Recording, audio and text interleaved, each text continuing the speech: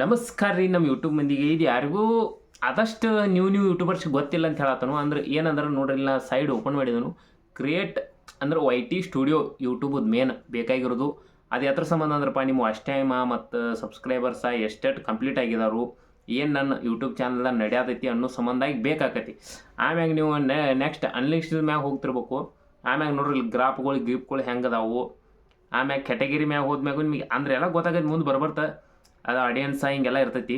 ಆಮೇಲೆ ಟ್ರೆಂಡ್ಸ್ ಅಂದ್ರೆ ನಿಮ್ಮ ವೀಡಿಯೋಗಳು ಏನು ಟ್ರೆಂಡ್ ಆಗೋದೈತಲ್ಲ ಅದನ್ನ ನೀವು ವೀಡಿಯೋಗಳು ಮಾಡ್ಕೋಬೋದು. ಅಂದ್ರೆ ನಿಮ್ಮ ಸ್ವಂತ ವೀಡಿಯೋ ಮಾಡ್ಕೊಂಡ್ರೆ ಚಲೋ ಆಕೈತಿ. ಆಮ್ಯಾಗ ಹೊಳ್ಳಿ ಡ್ಯಾಶ್ಬೋರ್ಡ್ ಮ್ಯಾಗ ನೀವು ಎಡಿಟ್ ಮಾಡ್ಕೊಳ್ಳೋದು ತೋರಿಸ್ತಾನು. ನೀವೇನಾರ ನಿಮ್ಮ ವೀಡಿಯೋನ ಹತ್ರ ಹೆಂಗೆ ಎಡಿಟ್ ಮಾಡ್ಕೋದು ಅಂದ್ರೆ, ಈ ಸದ್ಯನೇ ಅಲ್ಲಿ ಅನ್ಲಿಸ್ಟೆಡ್ ಇಟ್ಟು ವೀಡಿಯೋ ಹಾಕಿರ್ತೀಪ, ಅನ್ಲಿಸ್ಟೆಡ್ ಇಟ್ಟಿದ್ದದನ್ನು ಪಬ್ಲಿಷ್ ಇಲ್ಲಿ ಮಾಡೋದು, ಅದನ್ನು ಎಡಿಟ್ ಮಾಡೋದು. ಅದಕ್ಕೋಸ್ಕರನೇ ಹೇಳತ್ತೆ ನಿಮಗೆ ಹಿಂಗೆ ಮಾಡ್ಕೋರಿ, ನಿಮ್ಗೆ ಚಲೋ ಆಕೈತಿ. ಅಂದ್ರೆ ಮೇನ್ ಹೊಸ ನ್ಯೂ ಯೂಟ್ಯೂಬರ್ಗೆ ಗೊತ್ತಿರಲಿ YT ಸ್ಟುಡಿಯೋ ಅಂದ್ರೆ ಏನಂತ ಕೇಳಿದಿರ್ತಾರೋ. ಅದಕ್ಕೋಸ್ಕರ YT ಸ್ಟುಡಿಯೋ ಮೊದಲು ಇನ್ಸ್ಟಾಲ್ ಮಾಡ್ಕೋರಿ. ಯೂಟ್ಯೂಬ್ದವ್ರ ಯಾರೋ ಯೂಟ್ಯೂಬ್ ಚಾನಲ್ ಕ್ರಿಯೇಟ್ ಮಾಡಿದಾರಲ್ಲ ಅವರು YT ಸ್ಟುಡಿಯೋ ಇನ್ಸ್ಟಾಲ್ ಮಾಡ್ಕೋರಿ. ಎಲ್ಲ ನಿಮ್ಗೆ ತಾನಾಗ ಗೊತ್ತಾಕತಿ. ಗೊತ್ತಾಗ್ಲಿಕ್ಕೆ ನಮಗೂ ಹೇಳ್ರಿ. ಇಷ್ಟ ನೋಡಿ ಹೇಳೋದು. ಮತ್ತು ಮುಂದಿನ ವೀಡಿಯೋ ಬರ್ತಾರೆ.